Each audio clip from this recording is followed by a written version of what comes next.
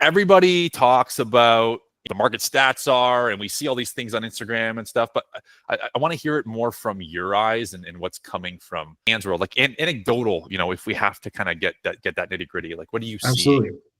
Boots on the ground view, right? So, because Yes. all the stats you see on social media from the brokerage template you get, and it's just like rinse and repeat cookie cutter posts and stuff like that.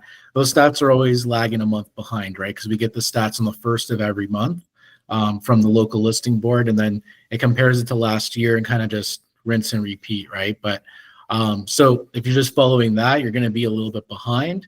In real time, the last couple of weeks, I've been seeing a lot of the inventory that's been sitting down start to get absorbed up. Seeing multiple offers here and there, which is always nice to see for your sellers, not so nice to see for your buyers, right? It's always that double-edged sword. But it doesn't mean conditions are going away. We actually had one in the office. We had a listing at Tecumseh, this beautiful house, had 9 offers. Every single offer had a condition in it. It was pretty tough to navigate that one. So, Right. so yeah. I mean, I like to hear that.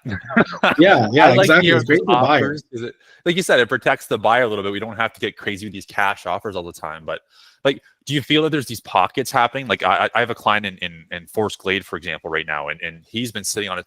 I mean, mind you, could argue price and whatnot, but like he's been sitting on this property for maybe a month and a half, and it hasn't sold, and like we need it to sell. Can you speak to pockets at all? Yeah, I mean, Tecumseh is high in demand. That's why that one got 9 offers. And then you get stuff in other neighborhoods, and unless it's like an A plus neighborhood, you always run the risk of the listing sitting. A lot of times, yeah, it could be pricing, but also sometimes it could be little things about the layout of the property itself. Buyers are getting a lot more informed and a lot more skittish. So unless the property is like super perfect, they'll find any excuse to not offer on a property now. Whereas before, they were finding any excuse to offer on a property. So that pendulum's kind of swung. So it could be a myriad of things, but ultimately, you just got to be patient, and it might just come. Fair enough. And I mean, I'm sure we can tally things up to rates or buyer demand and whatnot. But I mean, without going into that conversation, that I feel like it's just been beaten over and over again. What about like this? I guess I'm seeing that more from a first time, second time, third time home buyer. What about on the investment side? Like, are there deals out there still? I mean, what are we seeing?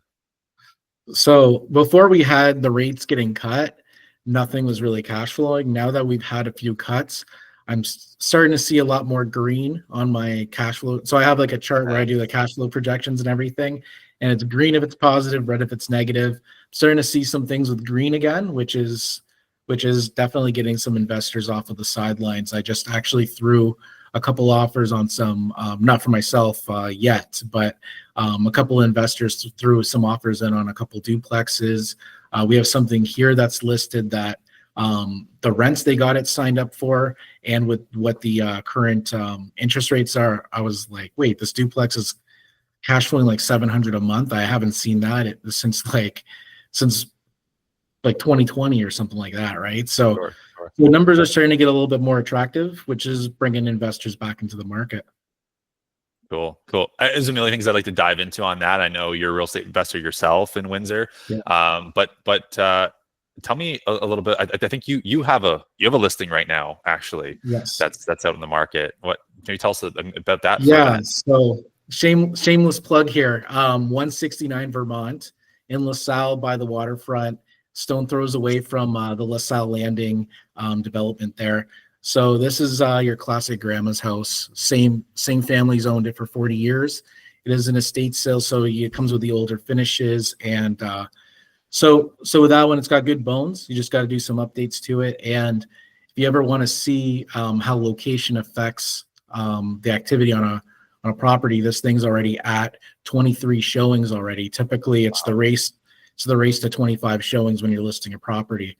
And it's a fixer-upper, right? And normally this would scare off buyers, but I'm just getting investors looking at this thing to do a quick flip on it. So yeah, no, it's definitely a hot one. Sweet. Yeah. Value as my favorite, whether it's from an investment standpoint or buying your house, right? I mean, Yeah. you can't beat it for sure. Yeah. And so with this one, the main play that they're looking at, because I try to put myself in the perspective of what the investor, the house flipper or whatever is looking at it as. It could be a flip or it could be a burr, right?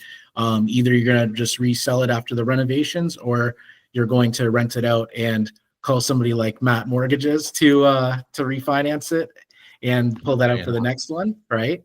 But yeah, no. So this one, let's say it sells in that. Obviously, I don't want to anchor a price here, but let's say it sells in the mid to high 400s. Yeah. And after the renovations, it's worth in the low 600s. There's a lot of margin there after all the fees and everything, that if you budget your project correctly, you can come out making a quick chunk of change to parlay forward. So, and that's how you build wealth in real estate is going through the numbers and making some moves. I love it. I love it, Dan. Thanks so much.